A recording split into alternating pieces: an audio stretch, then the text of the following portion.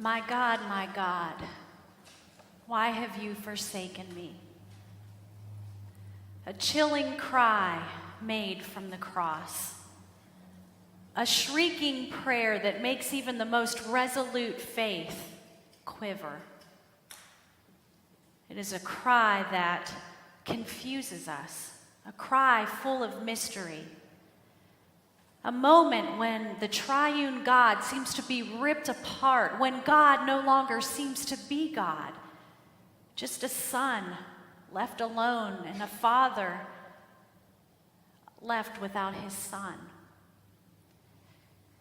We hear these words and our minds are brought before the cross and we look upon the suffering servant. We hear these words and our hearts are brought here to this place on Good Friday. These words haunt us because they confuse us. We see a picture in these words of Jesus wherein it seems as though his faith is beginning to waver.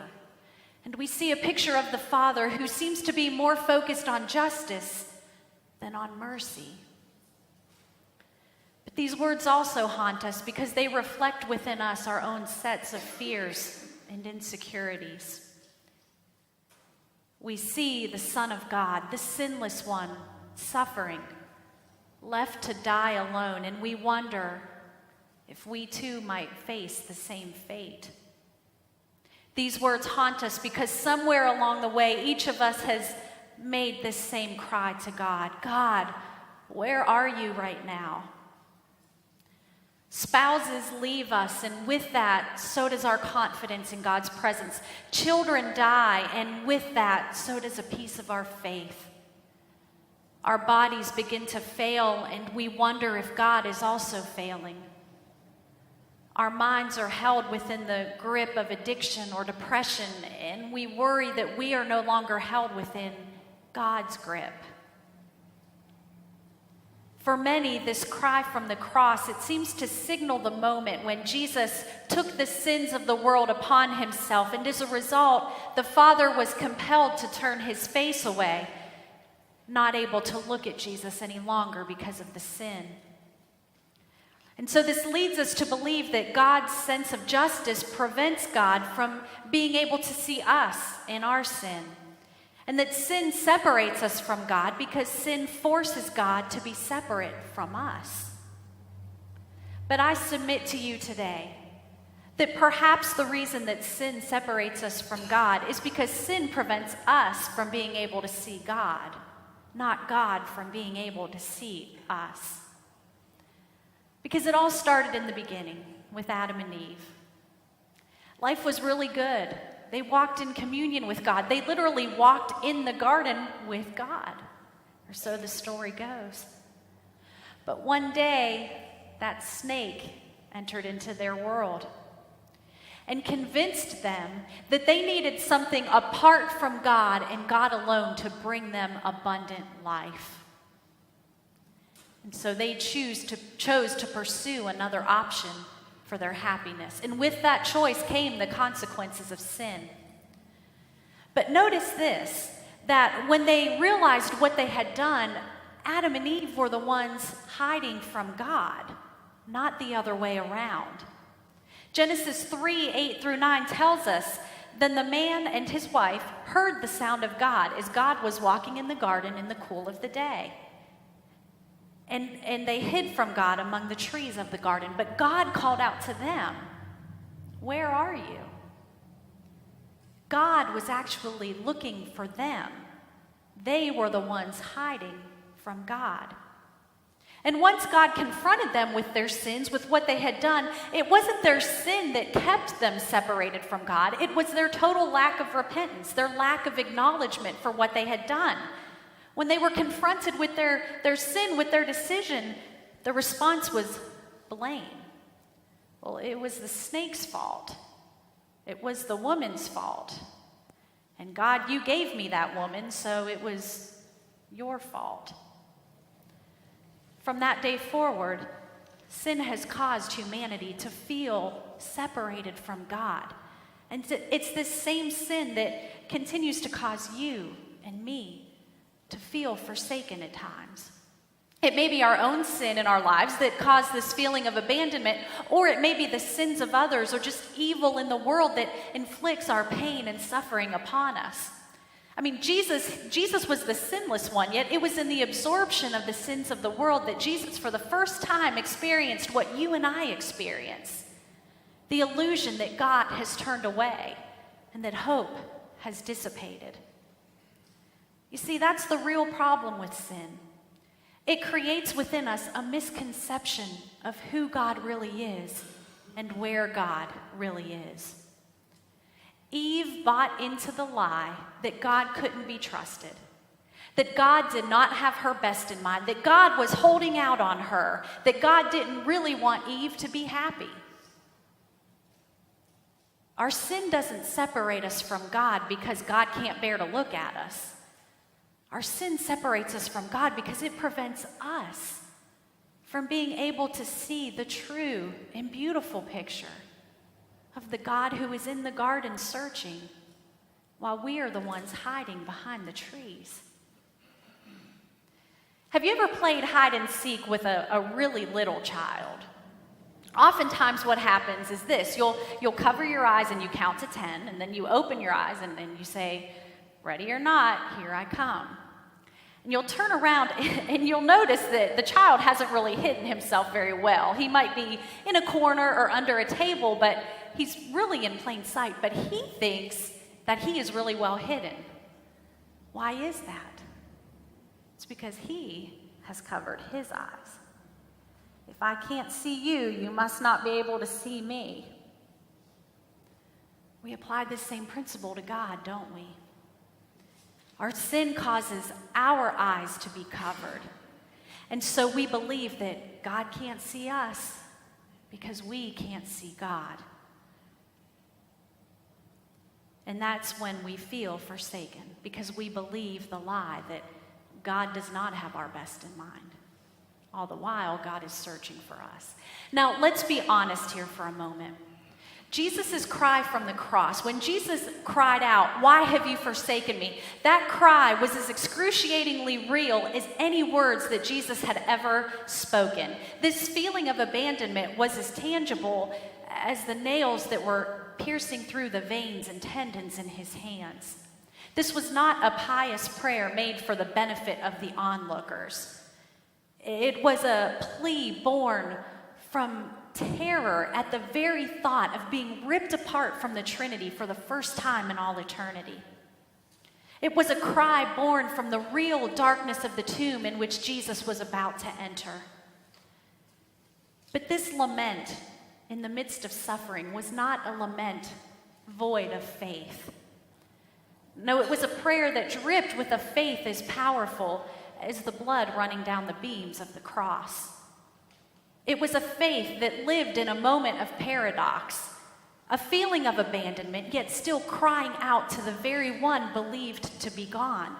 Think about it. If Jesus had really felt as though God was nowhere to be found, why even cry out then? Why pray if God is really not there to listen? This act of crying out was actually a statement of faith.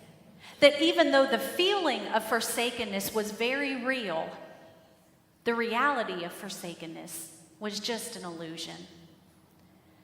Because you see, this cry from the cross, it wasn't original to Jesus. He was quoting the first line of Psalm 22, which we all read together in our responsive reading.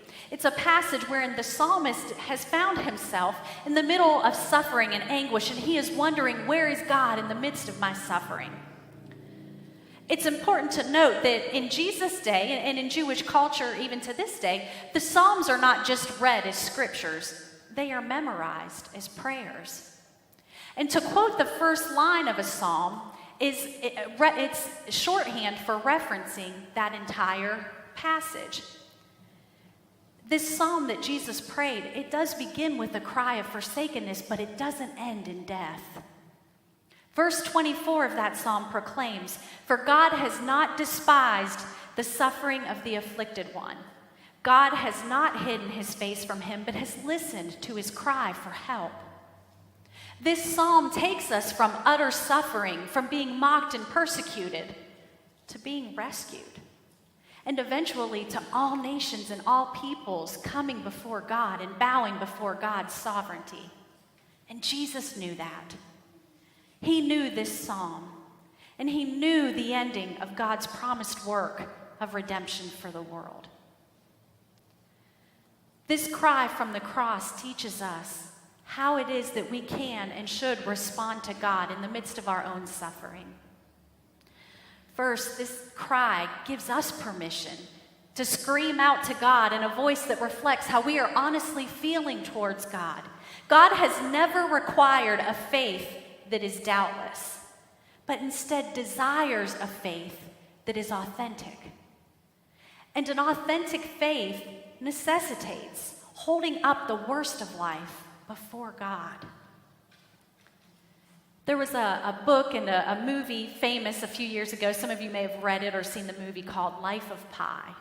And it tells the story of a young boy who is shipwrecked and he's on a life raft. And there are all of these trials that he has to go through and a lot of suffering and fear and hunger. And you can imagine what sort of journey that might be. And in the book, the author writes this: if Christ spent an anguished night in prayer, if he burst out from the cross, my God, why have you forsaken me?" then surely we are permitted to doubt. But we must move on. To choose doubt as a philosophy of life is akin to choosing immobility as a means for transportation. And that leads to our second lesson, that this cry reminds us that we are not truly abandoned, and that our suffering and sin in the world merely paint the illusion of abandonment as a means by which to attempt to defeat us and to crush our faith. In his book, Dark Night of the Soul, St. John of the Cross, who was a medieval mystic, writes about suffering and about how to find God in the midst of suffering. And he paints a beautiful picture wherein he proposes that when life is at its darkest, God is actually at his closest. It only appears to be dark because God is so close to you that God is blocking out everything else so that all you can see is God's presence pressed up right against you. Don't mistake darkness for abandonment. This cry calls us to remember not just the beginning of the psalm, but also the ending. And to have hope that although God may feel very far from you in this moment, God will be very near in the work of the redemption, of the salvation for you and for me and for the world. It doesn't call us to diminish the very real pain of suffering that we all experience, but it does call us to remember that in 2 days, there will be light again. And finally, this cry assures us that we have a God who knows what it is to suffer in every way, physically and spiritually. We focus on Jesus, the abandoned one, but we forget that the Father too experienced separation from the Son. And when you and I feel separation from God, God feels that same separation from us. We have a God that we can cry to, and God's response to us is, "I know exactly how you feel." My God, why have you forsaken me?" Perhaps it would seem the most hopeless words that we could ever hear. But maybe, just maybe, these words are actually the most faithful words we could hope to hear from the cross of Christ. And maybe, just maybe, these are the same words that God wants to hear from us during our own times of suffering. Because these are words of honest pain, yet words full of confidence that abandonment is an illusion and presence is very real. We're coming upon a time in our service where you're going to have the opportunity to respond to the cross of Christ. We all have something in our lives that keeps us from fully experiencing God's presence. It may be a sin in your own life that God has been calling you to leave behind. It may be a relationship that's causing so much distress that you can no longer focus on your relationship with God. It may be an illness. It may be an addiction. It may be a fear of loneliness, a fear of death, a fear of the future. As you came in, I hope you were given a piece of blank paper. You're invited to write down whatever it is that's keeping you from God's presence. Don't put your name or anything, but write it down and fold it up. And you can pierce that paper with your nail that you have. And if you don't have nails, we have some at the front or some at the back. And when you're ready, you can come up to the cross. And whatever it is that is keeping you from knowing God's presence fully, you can give that up to God and place it on the cross of Christ. One last note about Psalm 22. It ends with a phrase that in the Hebrew means just one word: finished. As you come forward, as you feel the paper pierced by the nail, as you hear it being nailed into the cross, know that because of the cross of Christ, because of Good Friday, it is finished. You are invited to come forward as you are ready to respond to the cross of Christ.